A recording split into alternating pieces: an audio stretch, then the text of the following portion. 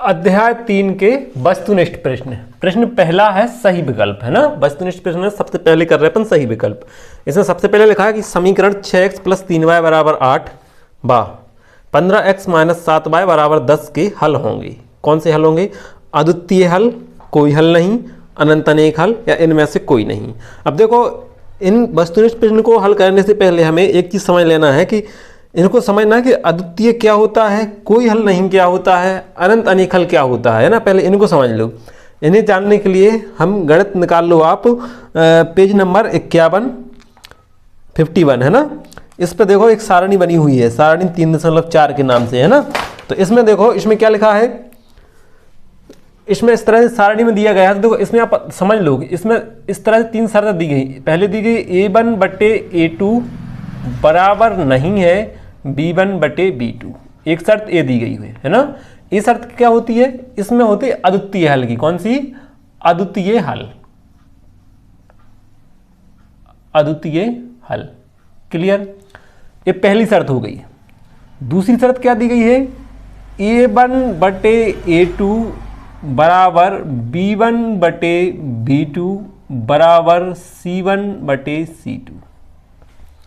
इसमें क्या होता है? तो इसमें होते हैं अनेक हल, अनेक हल। और तीसरी होती है A1/A2 बराबर B1/B2 बराबर नहीं C1/C2। इसमें होता है कोई हल नहीं। इसका क्या निकलता है? कोई हल नहीं। ठीक है। तो इस तरह से 3 कंडीशन आपको याद कर लेना है ना। आप इन शर्त को आगे पीछे याद कर सकते हैं, जैसे पहले ए याद कर ली, फिर ए याद कर ली, फिर ए याद कर ली, है ना। ऐसा कोई नहीं है कि आप क्रम से याद करो, बस ये ध्यान रखना है कि जब A1/A2 बराबर नहीं B1/B2 हो तो उसका होता है अद्वितीय हल। और जब सब कुछ बराबर है तो होते हैं अनेक हल। तीनों ही बराबर है तो अनेक हल है उसके फिर। और जब A1/A2 बराबर है B1/B2 लेकिन बराबर नहीं है C1/C2 तो उसके होते हैं कोई हल नहीं, उसका कोई हल नहीं निकलता है। इसको आप इतनी 3 चीज़ें अच्छे से याद कर लें। देखो, इतनी याद करने में तो कोई दिक्कत है नहीं।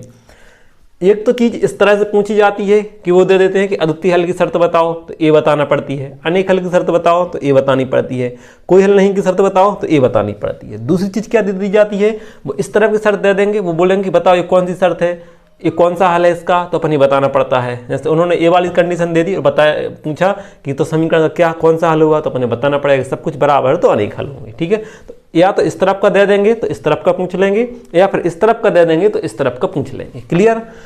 इसके साथ साथ में इन्हीं से रिलेटेड एक क्वेश्चन और बनता है कि उसमें पूछते हैं कि अद्वितीय हल में रेखाएं, रेखाएं तो अपन जानते हैं जो रेखाएं होती हैं कि नहीं, जैसे रेखाएं बनी रहती हैं ऐसी, है ना। जो ए बी हो गई है, जे PQ हो गई, PQ हो गई, या मान लो RS हो गई, इस तरह से रेखाएं बनी रहती हैं। तो ये बोलते हैं कि जब अद्वितीय हल होता है तो रेखाएं कैसी होती हैं। हमेशा इनमें 2 रेखाओं की बात करते हैं। जब अद्वितीय हल होता है तो रेखाएं क्या करती हैं? अद्वितीय हल में रेखाएं करती हैं प्रतिच्छेद। देखो, प्रतिच्छेद तो अपन जानते हैं। देखो, जहां जो टकराती हैं यानी कि ये कहलाता है प्रतिच्छेद, ये प्रतिच्छेद बिंदु कहलाता है। तो ये रेखा क्या कर, देखो एक दूसरे टकरा रही हैं यानी ये करती हैं प्रतिच्छेद। तो जब अद्वितीय हल होता है तो रेखाएं क्या करती हैं? प्रतिच्छेद।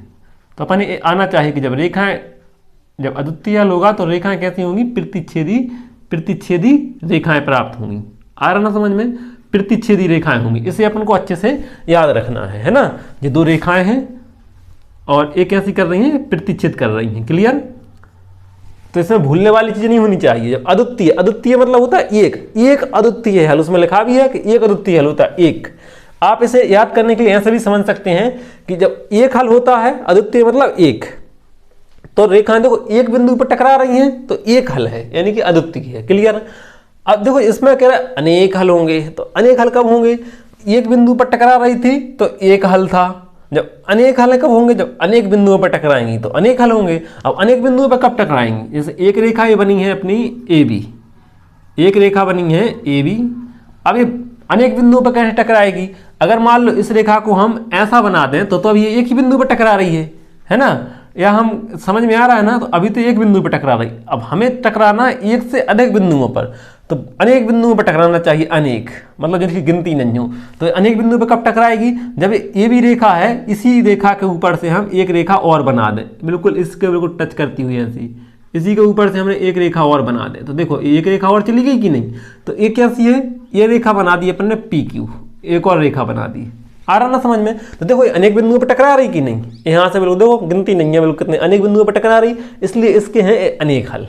समझ में आ रहा है ना। इस तरह से आप याद रख लेना तो कभी भूलोगे नहीं। जब एक बिंदु पर टकराती है तो एक हल होता है उसका, एक हल बोले तो अद्वितीय हल, और जब अनेक बिंदुओं पर टकराती है तो उसके अनेक हल होते हैं। तो इस तरह से आपको बना के देख लेना है, क्लियर।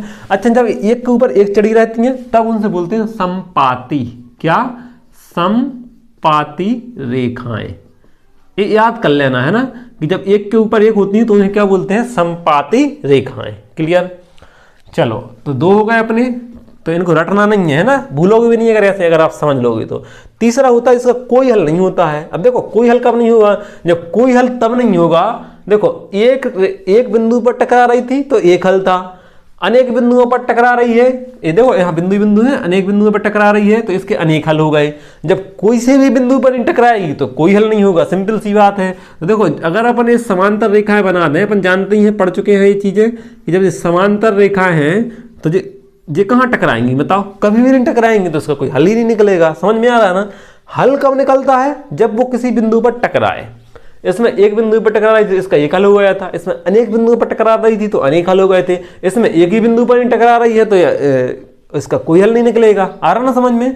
अब समांतर क्या होता है, जिनमें हमेशा समान अंतर हो। जैसे देखो रेल की पटरी होती है ना, अपनी नसैनी होती है, लैडर है ना, तो नसैनी के अपन कितने ही बढ़ाते जाकर भी टकराती है क्या। जैसे ब्लैक बोर्ड के, व्हाइट बोर्ड है, ब्लैक बोर्ड होता है, उसके देखो आमने सामने किनारे कभी टकराएंगे क्या, तो ये कभी नहीं टकराते हैं। दरवाजे की भी चौखट कभी टकराएगी क्या, तो समझ में आ रहा है ना। तो इस तरह से ये जो दोनों होती है, रेल की पटरी होती है, कितनी भी चली जाए, इन रेखों को कितना भी बढ़ाया जाए तो ये कभी टकराएंगी नहीं। आ रहा ना समझ में। तो कभी टकराएंगी नहीं, यानी इसका क्या कोई हल नहीं होगा। और जब ऐसी रेखाएं होती हैं जो कभी टकराती नहीं है, इनमें कैसा अंतर है, समान अंतर है। देखो सब में समान अंतर है, बराबर बराबर गैप है इनमें, समान है ना, एक समान, तो इनको बोलते हैं समांतर रेखाएं।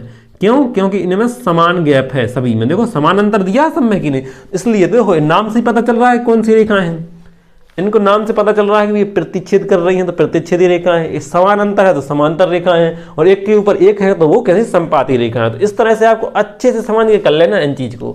तो अब आपको ये तीन चीजें पता होना चाहिए। अब इन तीन में से देखो अभी कोई सा भी एक दे देंगे, क्वेश्चन में आता ही है, इनमें संबंधित एक क्वेश्चन आपका 100% आता ही आता है इनमें से। तो आप इनको अच्छे से कर लेना कि जब अद्वितीय हल की शर्त ये होती है, और अद्वितीय हल में रेखाएं कैसी होती हैं, ऐसी। एक हल है तो एक बिंदु पर टकराती हैं। अनेक हल की शर्त ये होती है, बिल्कुल सिंपल है, और अनेक हल में रेखाएं क्या, उसमें अनेक बिंदुओं पर टकराती हैं, मतलब एक के ऊपर एक रहती हैं, उन्हें संपाती रेखाएं कहते हैं, है ना।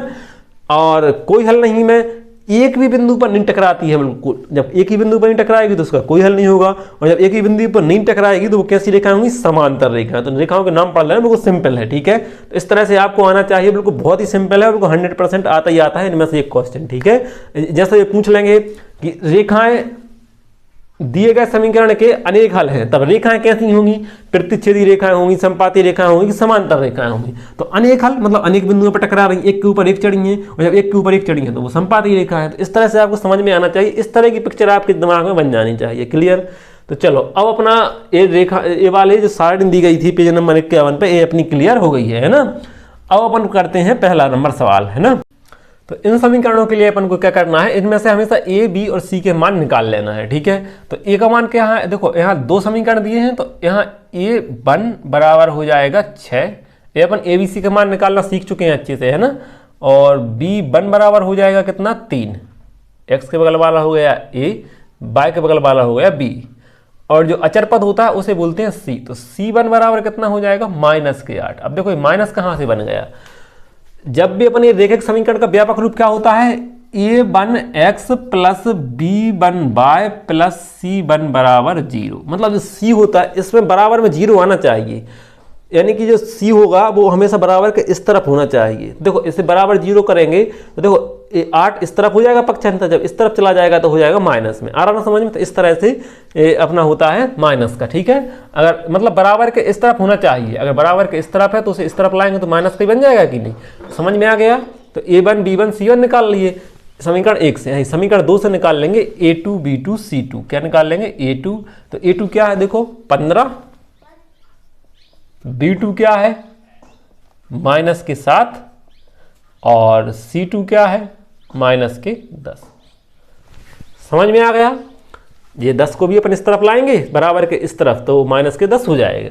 अब देखो a1 b1 c1 a2 b2 c2 के मान निकालने के बाद आपको क्या करना है, हमें जरूरत पड़ती है a1 बटे a2 की। क्या की? a1 बटे a2 की। तो यहाँ से a1 बटे a2 लिख लिया। अब a1 का मान हमें पता है 6 है तो हमने 6 लिख दिए, बटे का चिन्ह है बटे का चिन्ह, a2 की जगह लिख दिए 15। अब देखो जो एक दूसरे से कट रहे हैं तो काट दो, 3 से कट रहा है, 3 दूनी 6 और 3 5 15, ऊपर बचा 2 और नीचे बचा 5। क्लियर?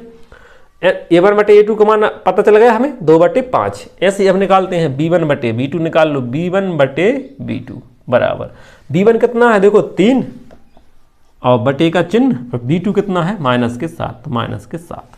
तो ये तो कट नहीं रहे तो इनको ऐसे लिखा रहने दो। अब देखो a1 बटे a2 निकला है अपना कितना 2 बटे 5 और b1 बटे b2 निकला है 3 बटे -7। अब देखो इन दोनों को देखो, क्या ये दोनों बराबर हैं? क्या नहीं है, है ना। ये अलग चीज़ है, ये अलग चीज़ है। तो ये बराबर नहीं है तो अपन लिख देते हैं यहाँ, क्या लिख देते हैं अपन यहाँ, जो a1 बटे a2 है ना, a1 बटे a2 है वो बराबर नहीं है। बराबर नहीं है किसके? b1 बटे b2 के। समझ में आ रहा है ना? a1 बटे a2 बराबर नहीं है b1 बटे b2। ऐसा ये शर्त बन गई अपनी। अब अपन बता देंगे कौन सी शर्त होती है। तो अब भी अपन ने पढ़ी थी ये सारणी से कि a1 बटे a2 b1 बटे b2 जो काय की होती है अद्वितीय हल की। कौन सी? अद्वितीय हल की। तो इसलिए अपन लिख देंगे कि अतः दिए गए समीकरणों का कौन सा है? अद्वितीय हल है। अद्वितीय हल देख लो कौन से समीकरण ऑप्शन में आ रहा है, पहले वाले ऑप्शन में आ रहा है, तो पहला वाला ऑप्शन अपना सही हो जाएगा। तो इस तरह से आपको करना आना चाहिए। पहले a1 b1 c1 a2 b2 c2 के मान निकालो, a1 बटे a2 b1 बटे b2 निकालो, तो उनसे अपने पता चल जाता है। अगर अपने a1 बटे a2 और b1 बटे b2 के मान बराबर आते तो अपन फिर निकालते c1 बटे c2 भी निकालते, लेकिन जब ये दोनों बराबर नहीं आए तो अपन समझ फिर आगे करने की जरूरत नहीं है, इतने से अपने पता चल जाता है। ठीक है, तो इस तरह से बिल्कुल करना है आपको। चलो दूसरा देखो क्वेश्चन, उसमें लिखा के किस मान के लिए समीकरणों के अनंत अनेक हल प्राप्त होंगे। देखो अब दूसरा समीकरण को पढ़ो। 2x प्लस 3y बराबर 7 और k minus 1x plus k plus 2y बराबर 3 के। इसमें अपन लिख लेंगे a1 b1 के मान निकाल लेते। देखो इसमें अपन ने क्या करना है बताना है, उसमें k का मान निकालना है। तो देखो k का मान निकालने के लिए अपन कैसे निकालेंगे, उसमें शर्त दे रहे हैं अनंत अनेक हल की, तो अपन कर लेंगे। a1 बराबर कितना है देखो समीकरण 1 से देखना, x के बगल वाला 2, b1 कितना है 3, c1 कितना है देखो बराबर के अपन इस तरफ लाएंगे तो हो जाएगा माइनस का, तो c1 बराबर हो गया -7। ऐसे ही अपन a1 b1 निकाल लिए। अब अपन निकालेंगे a2 बराबर, a2 क्या है x के बगल वाला, x के बगल में क्या लिखा है कोष्ठक में लिखा है पूरा, तो पूरा लिखना पड़ेगा k माइनस 1। a1 बराबर क्या हो गया, a2 बराबर हो गया k माइनस 1। ऐसे b2 बराबर क्या हो जाएगा, y के बगल में जो कोष्ठक में लिखा है वो पूरा है ना, तो b2 बराबर हो गया k प्लस 2। क्लियर।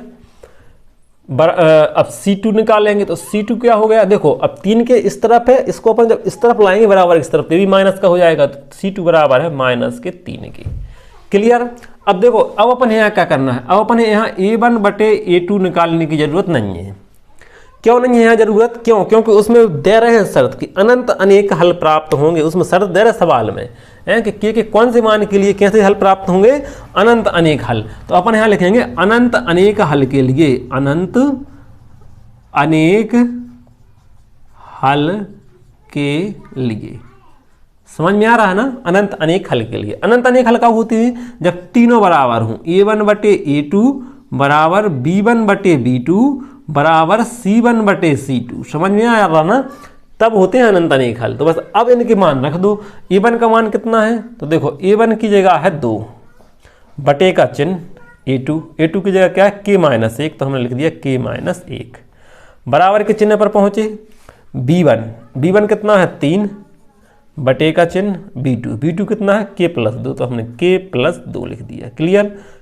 फिर इस बराबर के चिन्ह पर पहुंचे, फिर c1 पे आ जाओ, c1 कितना है -7 और बटे का चिन्ह, और C2 कितना है माइनस के 3 के, तो हमने माइनस के 3 के लिख दिए। क्लियर।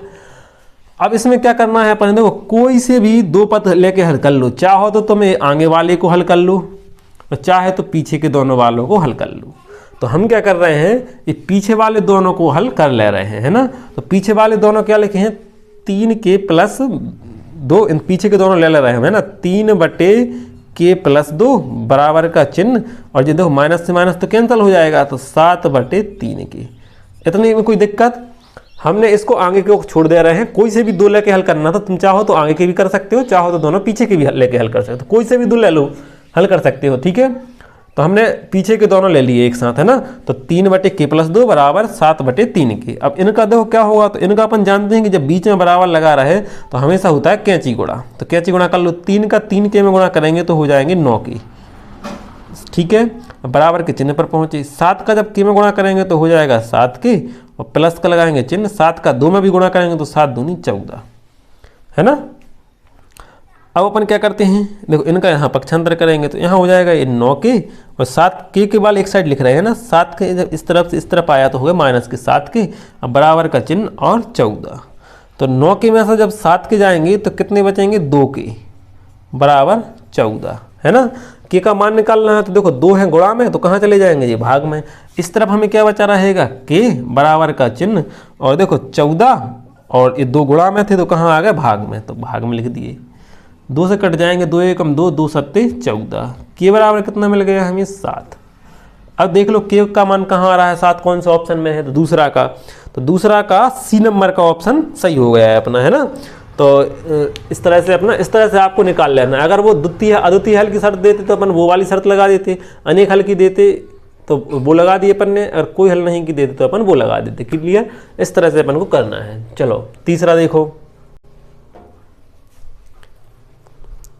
समीकरण निकाय में यदि A1 बटे A2 बराबर B1 बटे B2 बराबर नहीं C1 बटे C2 हो तो हमें कौन से हल प्राप्त होंगे। देखो अद्वितीय हल तो होता नहीं है, इसका क्या हल प्राप्त होता है, कोई हल नहीं। अभी अपन ने समझ लिया था, तो इसका B वाला ऑप्शन सही है। ठीक है, अनंत अनेक हल में क्या होता है, तीनों बराबर होना चाहिए, तो अपने B वाला ऑप्शन सही है। 2019 में आया था, तो ध्यान से कर लेना है।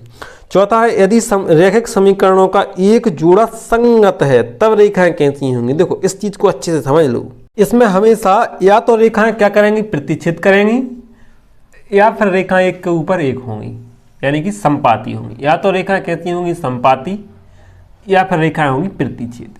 इस चीज के लिए अच्छे से समझ लो। जब संगत होगी, जब असंगत की बात करेंगे, इस संगत की बात चल रही है, क्या की बात चल रही है, संगत। और जब असंगत होंगी तो सिर्फ एक ही कंडीशन बनेगी कि रेखाएं हमेशा कैसी होंगी, समांतर होंगी। समझ में आ रहा है ना, इस चीज के लिए अच्छे से समझ लो। संगत मतलब संपाती या एक के ऊपर एक है, ठीक है। असंगत है मतलब वो अलग अलग है, आ से समझ लो, आ से अलग। देखो ये अलग अलग है और ये एक से मिल रही है, ये अलग अलग नहीं है। क्लियर, तो इस तरह से आप समझ सकते हो। ठीक है, चलो पांचवा है, रैखिक समीकरण युग्म का एक अद्वितीय हल होने की शर्त। देखो अद्वितीय हल की सिर्फ शर्त पूछ रहे हैं, तो कितनी सरल है, A1 बटे A2 बराबर नहीं B1 बटे B2, तो पांचवा भी हो गया अपना। चलो अब छठवा पे आ जाओ। क्वेश्चन में इस तरह से दो समीकरण दिए गए हैं अपने, इसमें से अपन वही लिख लेंगे A1 बराबर कितना है यहाँ पर 1, x के बगल वाला है ना 1, और B1 बराबर कितना है a माइनस 2, और C1 बराबर कितना है 0। ऐसे A2 निकाल लेंगे, A2 बराबर कितना है 3, और B2 बराबर कितना है 4, और C2 बराबर कितना है माइनस के 20। क्लियर। अब यहां से अपन क्या करते हैं, जब A1 B1 C1 के मान मिल जाते हैं तो अपन निकालते हैं A1 बटे A2 बराबर, तो A1 कितना है, देखो 1, A1 की जगह लिखेंगे अपन 1 बटे का चिन्ह, और A2 की जगह क्या लिखेंगे अपन 3। A1 बटे A2 मिल गया हमें 1 बटे 3। इसी तरह से A1 बटे A2 निकालने के बाद अपन निकालते हैं B1 बटे B2, तो बराबर का चिन्ह लगाएंगे। B1 की जगह क्या लिखेंगे अपन माइनस के 2 और बटे का चिन्ह, और B2 की जगह लिखेंगे 4। तो कट रहे हैं तो 2 एकम 2, 2 दूना 4, मतलब कितना बचा माइनस के 1 बटे 2। अब हमें जो मिला है, यहाँ मिला है हमें 1 बटे 3, और यहाँ मिला है माइनस का 1 बटे 2। अब देखो ये दोनों के बराबर हैं, बिल्कुल नहीं है बराबर, तो अपन यहाँ लिख सकते हैं कि यहाँ A1 बटे A2 का मान बराबर नहीं है B1 बटे B2। ऐसा लिख देते हैं अपन की नहीं, कि A1 बटे A2 बराबर नहीं है B1 बटे B2। तो इसका क्या है, एक हल होगा, अद्वितीय हल, अद्वितीय हल है ना, अद्वितीय हल की शर्त है। अब एक हल होगा तो रेखाएं क्या करेंगी, एक बिंदु पर प्रतिच्छेद करेंगी, एक बिंदु पर काटेंगी। जब एक बिंदु पर काटती हैं तो वो रेखाएं होती हैं प्रतिच्छेदी रेखाएं।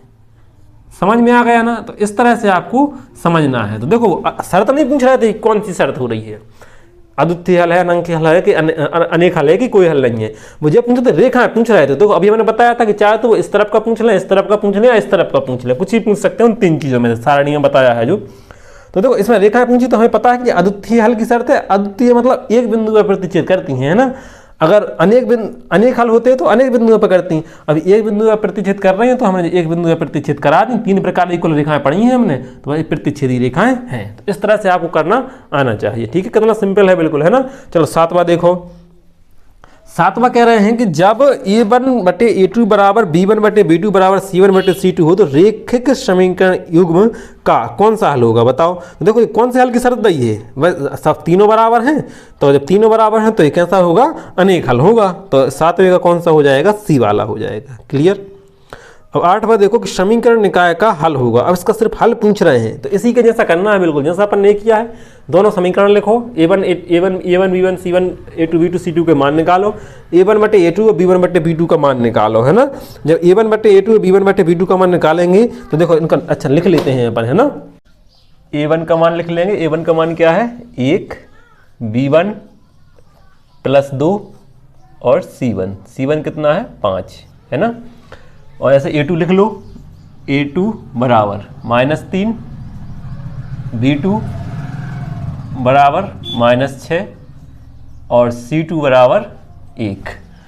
अब इसमें अपन शर्त पूछ रहे हैं तो अपन शर्त निकालने के लिए क्या करते हैं, a1/a2 निकालो।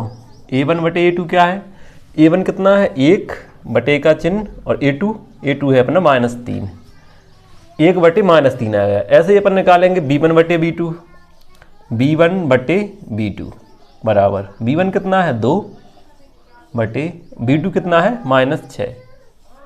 अदो एक कट रहा है तो काट दो, 2 1 कम 2 और 2 3 6 बराबर में क्या मिल गया, ऊपर है 1 और नीचे है -3। अब इसे देखो a1/a2 भी 1/-3 और b1/b2 भी 1/-3। अब जब दोनों बराबर आ जाएं तो अपने c1/c2 भी निकालना चाहिए, c1/c2। तो c1 कितना है 5 बटे c2 कितना है 1, c2 लिख दिया 1। अब देखो a1/a2 बराबर है b1/b2, अपन यहाँ लिख ले रहे हैं, यहाँ a1/a2 बराबर b1/b2, ये दोनों बराबर हैं a1/a2 b1/b2, लेकिन इस c1/c2 ए वाला बराबर नहीं है, तो अपन यहाँ लिख देंगे बराबर नहीं है c1/c2, है ना। तो अब बस यहाँ पर देख लो ये कौन सी शर्त होती है, अपन ने पढ़ी है, ये होती है कोई हल नहीं की, है ना। तो अपना ये कौन सा ऑप्शन सही हो जाएगा, 8वां का बी वाला, कोई हल इस समीकरण के क्या है, कोई हल नहीं है। चलो इसके बाद पहुँचते हैं अपन रिक्त स्थानों पर। पहला रिक्त स्थान में है अनंत तथा अनेक हल होने पर रेखाएं कैसी होती हैं। देखो अब अनंत अनेक हल की बात चल रही है ना। जब अनंत अनेक हल कब होते हैं, जब अनेक बिंदुओं पर रेखाएं टच करें, है ना। देखो जब एक बिंदु पर रेखा टच करती है तो उसका एक हल होता है, एक मतलब अद्वितीय हल। अब इस पर जब अनेक बिंदुओं पर रेखाएं कब टच करेंगी, जब इसके ऊपर एक जाएंगी। तो देखो बहुत से बिंदुओं पर टच कर रही है तो इसके होंगे अनेक हल। तो अब अपन ने जो पढ़ी थी कि जो एक के ऊपर एक रेखाएं रहती हैं उनसे क्या बोलते हैं अपन, संपाती रेखाएं, अपन ने पढ़ी थी। तो कैसी रेखाएं होंगी अनंत अनेक हल होने पर, संपाती रेखाएं, ठीक है, सिंपल है। चलो दूसरा है इसमें कि a1/a2 बराबर नहीं b1/b2 की स्थिति में रेखाएं की स्थिति में रैखिक समीकरण युग्म का हल खाली स्थान होगा। तो इसका कौन सा हल होगा समीकरण युग्म का, तो अद्वितीय हल होगा, a1/a2 अपने शर्त पता ही है। चलो तीसरा है यदि रेखाएं समांतर हैं स्थिति में समीकरण युग्म खाली स्थान होता है। तो कैसा होता है, देखो समांतर अपन ने पढ़ा है, इस संगत और असंगत, बस इस ए वाले क्वेश्चन अच्छे से रट लेना कि देखो जब समांतर होती हैं तब होता है असंगत। कैसा, असंगत, है ना। असंगत जब समांतर होती है तो असंगत, और बाकी जो दोनों कंडीशन बनती है इसमें भी संगत होता है और इसमें भी संगत होता है। तो इसे अच्छे से पढ़ लेना, है ना। चलो इसके बाद नेक्स्ट आ जाओ, चौथा वाला, यदि 3x माइनस वाई प्लस 8 बराबर 0 और 6x माइनस के वाई बराबर -16 कहीं संपाती रेखाएं प्रदर्शित करते हैं, है ना। तो के का मान, अब देखो इसमें दे दिया उन्हें संपाती रेखाएं प्रदर्शित करते हैं। संपाती मतलब ऐसी होती है, ये संपाती रेखाएं एक के ऊपर एक हैं। जब एक के ऊपर एक रहती हैं तो अपने पता है कि a1/a2 होता है बराबर b1/b2, अनेक हल होते हैं, है ना, बराबर तीन ही बराबर होते हैं, a1/a2 बराबर b1/b2 बराबर c1/c2। तो अपन इनके मान रख देंगे। देखो अब इसमें अगर अपन देखें तो इसमें a1 बराबर क्या है, a1 b1 के अपन मान लिख ले रहे हैं। चौथा वाले क्वेश्चन में देखो a1 बराबर क्या आ रहा मिल रहा है हमारे लिए, a1 बराबर है यहाँ पर 3, है ना। a1 b1 के अपन मान अच्छे से सीख चुके हैं। तो आप देख लो चौथा में a1 बराबर है 3, b1 बराबर है -1 बाई के बगल वाला, है ना, और c1 बराबर है 8। ऐसे a2 बराबर कितना दिया है, a2 बराबर है 6 और b2 बराबर है -के और c2 बराबर है -16। ठीक है। अब उसमें कह रहे हैं कि संपाती रेखा प्रदर्शित करते हैं, और संपाती रेखाओं में अपन जानते हैं कि जब संपात एक के ऊपर एक रहती है तो उसके अनेक हल होते हैं। रेखा संपाती होने के लिए ये शर्त होती है, इस शर्त में अपन मान रख दो। तो मान रखो a1 कितना है 3 बटे का चिन्ह, a2 कितना है 6 बराबर, b1 कितना है -1 और b2 कितना है -k बराबर c1 8 बटे c2 -16। अब हमने बताया था कि जब भी के वगैरह का मान निकालते हैं तो कोई से चाहे पीछे के दो ले लो चाहे आगे के दो ले लो। अपन आगे के दो लेके हल कर ले रहे हैं, है ना। तो आगे के दो लेके हल कर लो। तो आगे के दोनों अगर अपन लेंगे तो क्या हो जाएगा, 3 बटे, इनसे काट दो जा, 3 एकम 3, 3 दूनी 6, एक कट गए। तो यहाँ कितना बचा, ऊपर बचा 1 नीचे बचा 2 बराबर, माइनस से माइनस यहाँ भी कैंसिल हो रहा है तो 1 बटे के इतना बचा। अब इन दोनों को लेके देखो पीछे को एक को छोड़ देना, कोई से दो लेके हल कर लेते हैं अपन, है ना। तो के का इसमें गुणा करेंगे तो के और बराबर 1 का 2 में करेंगे तो 2, के बराबर क्या मिल गया हमें 2। तो इसका चौथा वाला जो अपन कर रहे थे इसका आंसर आ गया 2। तो के का मान क्या हो गया 2 हो गया। चलो पांचवा है समीकरणों को जोड़कर या घटाकर हल करने की विधि क्या कहलाती है। देखो जोड़कर घटाकर, अब इसे समझो, अपन विलोपन विधि में लिखते हैं कि नहीं, विलोपन विधि, जब विलोपन विधि में अपन जिस दोनों समीकरणों को हल करते हैं अपन तो उसमें लिखते हैं कि नहीं घटाने पर, या फिर कभी कभार अपन ये भी लिखते हैं जोड़ने पर। इसमें समझ में आ गया, जोड़ने घटाने पर अपन क्वेश्चन करते हैं विलोपन विधि में, है ना। चलो नेक्स्ट देखो, इसके बाद है छठवा समीकरण x प्लस वाई बराबर 8 में यदि x बराबर 3 हो तो y बराबर क्या होगा। देखो बहुत से बच्चे, देखो 2022 में आया भी है और बहुत से बच्चे इसे कर भी नहीं पाते हैं, तो इसको ध्यान से समझो। इसमें क्या कह रहे हैं, एक समीकरण दे दिया है उन्होंने x प्लस वाई बराबर 8, x प्लस वाई बराबर 8, है ना, और एक दे दिया उन्होंने y बराबर x बराबर 3 हो। तो ये तो समीकरण दे दिया उन्होंने, अपन ने मान लिया समीकरण एक है, x बराबर दे रहे हैं यहाँ पर 3, x बराबर 3 दे रहे हैं, तो y का मान पूछ रहे हैं। अब बहुत से बच्चे इतने कन्फ्यूज होते हैं कि जिसका कुछ रिकॉर्ड नहीं है। अरे भैया ये अपन हर इसमें तो कर रहे हैं, विलोपन विधि की है तो उसमें भी ऐसा अपन ने करते थे, अपन प्रतिस्थापन विधि की है तो उसमें भी अपन करते थे, हर एक सवाल में ये करते हैं अपन। एक x का मान दिया है तो y का मान निकालना है अपन, है तो कैसे करते हैं अपन। अरे जब एक मान पता चल जाता है तो दूसरा मान निकालने के लिए अपन इस मान को समीकरण इसमें रख देते हैं कि नहीं, अपन लिख देते हैं ऐसा कि नहीं, x का मान समीकरण 1 में रखने पर, ऐसा लिखते थे अपन कि नहीं, समीकरण 1 में रखने पर। तो इसको अब ध्यान रखो आप, है ना, कभी भी जीवन में ऐसे कंफ्यूज नहीं होना है। अब जब भी एक मान दिया हो दूसरा मान निकालते कैसे, जो भी मान दिया उसको मान समीकरण में रख देते हैं अपन, तो बस समीकरण में रख देंगे, है ना। तो x की जगह लिखना है 3 प्लस का चिन्ह, y की जगह y ही रहेगा और बराबर का चिन्ह और 8, बस इसका पक्षांतर कर देंगे तो y बराबर 8 और ये उस साइड जाके हो जाएगा -8 -3, तो y बराबर क्या बचा, 8 में से 3 गए तो बचे 5। लो कितना सिंपल है बिल्कुल। तो y बराबर क्या आ गया 5 आ गया। तो अपने इस तरह से रिक्त स्थान में हो गए, है ना, एक और रह गया 7वां। तो यदि x प्लस वाई बराबर 5 तो x बराबर 1 हो तो y का मान होगा, देखो बिल्कुल इसी के जैसा है, वैसे के वैसा आप इसे कर ही लो, है ना। x प्लस वाई बराबर 5 दिया है, y की जगह पर x की जगह 1 रखना है और इसी के जैसा बिल्कुल पक्षांतर ज्यों कहते हैं कि नहीं। देखो एक 2022 में आया था, एक 2021 में आया था, ध्यान से कर लेना इनको, कितने सिंपल है कि नहीं। अगर नहीं बन रहा हो तो अभी भी हम बता दे रहे हैं, नहीं तो x प्लस वाई बराबर दिया है कितना 5 और x की जगह क्या लिखना है अपने लिए, x की जगह लिखना है उसमें 1, तो हमने x की जगह लिख दिया 1 प्लस y बराबर 5 है। इसका 1 का पक्षांतर कर देंगे तो y बराबर हो जाएगा 5 -1 बाय बराबर आ जाएगा क्या 4, तो कितने सिंपल है, लो बाय का मान आ गया 4। ठीक है, तो ये 7वां हो गया, ये 6वां बता दिया, ये हमने 7वां बता दिया, कितने सिंपल हैं। तो बच्चे इतने में कन्फ्यूज हो रहे भैया अपन प्रतिस्थापन विधि कर रहे हैं, विलोपन विधि कर रहे हैं, सही में ये तो करते थे अपना, पहले x का मान निकल आता था या y का निकल आता था, तो अपन x के मान को किसी भी समीकरण में रख के अपन y का मान निकाल लेते थे, या y का निकल आता था तो अपन y का मान रख के और x का मान निकाल लेते थे। तो मान निकालना तो अपन हर बार कर रहे हैं, तो इनमें कन्फ्यूज नहीं होना है कभी भी। ठीक है, सही जोड़ी में देखो एक चर का मान दूसरे समीकरण में रखकर हल करने की विधि क्या कहलाती है, एक चर का मान। अब इसे समझो, देखो चर अपन निकालते हैं कि नहीं, अपन प्रतिस्थापन विधि में करते हैं। कौन सी विधि में, प्रतिस्थापन में। उसमें क्या करते हैं अपन, एक किसी चर का मान निकालते हैं, प्रतिस्थापन विधि। एक चर का मान निकालते, मान लो अपन लिखते थे समीकरण 1 से, समीकरण 1 से है, जैसे x + 2y = 6 दिया रहता था, तो अपन यहाँ से एक समीकरण का मान निकाल लेते कि नहीं, x = 6 - 2y, इसे अपन डिब्बा करके ऐसा और समीकरण नाम दे देते समीकरण 3। तो देखो एक चर का अपन ने मान निकाल लिया कि नहीं, इस चर का मान अब जो अपन जैसे मान लो समीकरण 1 से अपन ने मान निकाला और इसे अपन कहाँ रख देते, समीकरण 2 में रख देते हैं कि नहीं। तो जो एक चर का मान निकाला और समीकरण दूसरे समीकरण में रख के हल करते हैं, तो वो क्या, कौन सी विधि कहलाती है, प्रतिस्थापन विधि कहलाती थी कि नहीं। ठीक है, तो एक चर का मान दूसरे समीकरण में रखकर हल करने की विधि क्या कहलाती है, प्रतिस्थापन विधि।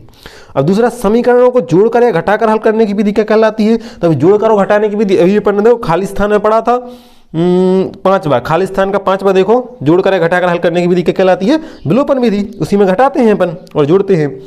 चलो इसके बाद दो हो गए। अब तीसरा जोड़ी है, समीकरणों से प्राप्त निर्देशांकों को ग्राफ में प्रदर्शित करने की विधि क्या कहलाती है, तो उसे कहते हैं अपन आलेखी विधि। इसे भी पढ़ लेना अच्छे से, अपन ने ग्राफ पढ़े नहीं है लेकिन समझ लो अच्छे से कि जो ग्राफ होता है, ग्राफ तो आपने सीखे देखे ही होंगे, तो ग्राफ होते हैं जो, वो वाली विधि क्या कहलाती है, आलेखी विधि। चलो तो अपनी सही जोड़ियां कंप्लीट हो गई। चलो अब आते हैं अपन सत्य असत्य पर। पहला क्वेश्चन लिखा है, दो प्रतिच्छेदी रेखाओं का आलेख प्राप्त होने पर समीकरण निकाय का अद्वितीय हल प्राप्त होता है, तो बिल्कुल सत्य है ना। देखो प्रतिच्छेदी रेखाओं का, प्रतिच्छेदी अपन ने पता है भी, जब एक जगह पर जब प्रतिच्छेद करेंगे, प्रतिच्छेदी रेखाएं क्या होती हैं, ये होती है प्रतिच्छेदी रेखाएं। जब एक जगह पर प्रतिच्छेद करती हैं तो उनका एक ही तो हल होता है, और एक हल होता है तो उसे अपन अद्वितीय हल कहते हैं। तो ये वाला इसलिए अपना सत्य है, समझ में आ गया। दो प्रतिच्छेदी रेखाओं का आलेख प्राप्त होने पर समीकरण निकाय का अद्वितीय हल प्राप्त होता है, बिल्कुल सत्य है। और दूसरी शर्त दे दी है, तो स्थिति में a1/a2 = b1/b2 = c1/c2 की स्थिति में समीकरण निकाय का कोई हल नहीं होता है, नहीं कोई हल नहीं। ऐसी स्थिति में समीकरण के अनेक हल होते हैं, तो ये कैसा है, असत्य है। ये अनेक हल की शर्त दे रहे हैं और कह रहे हैं कि कोई हल प्राप्त नहीं होता है ना, नहीं, तो इसके अनेक हल प्राप्त होते हैं। ठीक है, तो ये असत्य है। दूसरा, रैखिक समीकरण युग्म में एक समीकरण होता है, नहीं। देखो युग्म की बात कर रहे हैं, इसका समझो क्या कह रहे हैं, रैखिक समीकरण युग्म, रैखिक समीकरण युग्म, इसमें समझो रैखिक का मतलब होता है एक घात वाली, लेकिन रैखिक का मतलब एक घात वाली, और समीकरण अपन जानते ही हैं। और युग्म, युग्म का मतलब क्या होता है, युग्म का मतलब होता है जोड़ा, जोड़ा या जोड़ी। युग्म का मतलब क्या होता है, जोड़ा या जोड़ी। तो रैखिक समीकरण में सिर्फ एक समीकरण दिया है, x + y = 3। ये रैखिक समीकरण तो है, लेकिन अभी युग्म नहीं है, हमें एक और समीकरण लिखना पड़ेगा कुछ भी, जैसे x - y = 14।